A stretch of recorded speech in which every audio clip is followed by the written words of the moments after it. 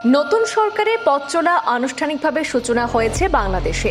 প্রধানমন্ত্রী তারেক রহমানের সভাপতিত্বে অনুষ্ঠিত হল প্রথম মন্ত্রিসভার বৈঠক। বাংলাদেশ জাতীয়তাবাদী দল বিএনপির নেতৃত্বাধীন নতুন সরকারের মন্ত্রিসভায় প্রথম বৈঠক অনুষ্ঠিত হয়েছে আজ বাংলাদেশে। প্রধানমন্ত্রী তারেক রহমানের সভাপতিত্বে আজ বুধবার দুপুরে রাজধানীর সচিবালয়ে এই বৈঠক অনুষ্ঠিত হয়। বৈঠকে নবগঠিত মন্ত্রিসভার সকল সদস্যরা উপস্থিত ছিলেন। ত্রয়োদশ জাতীয় সংসদ নির্বাচনে নিরঙ্কুশ সংখ্যাগরিষ্ঠতা অর্জনের পর সরকার গঠন করে বাংলাদেশ জাতীয়তাবাদী দল বিএনপি। নতুন মন্ত্রিসভায় মোট ৪৯ জন সদস্য স্থান পেয়েছেন। এর মধ্যে ২৫ জন পূর্ণমন্ত্রী এবং ২৪ জন প্রতিমন্ত্রী রয়েছেন।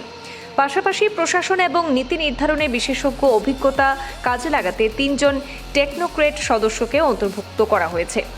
এর আগে গতকাল মঙ্গলবার মন্ত্রিপরিষদ বিভাগ থেকে দায়িত্ব বন্টন সংক্রান্ত প্রজ্ঞাপন জারি করা হয়। প্রজ্ঞাপনে উল্লেখ করা হয় যে প্রধানমন্ত্রীর দায়িত্ব পালনের পাশাপাশি মন্ত্রিপরিষদ বিভাগ, প্রতিরক্ষা মন্ত্রণালয় এবং সশস্ত্র বাহিনী বিভাগের দায়িত্ব নিজের হাতে রাখছেন প্রধানমন্ত্রী তারেক রহমান।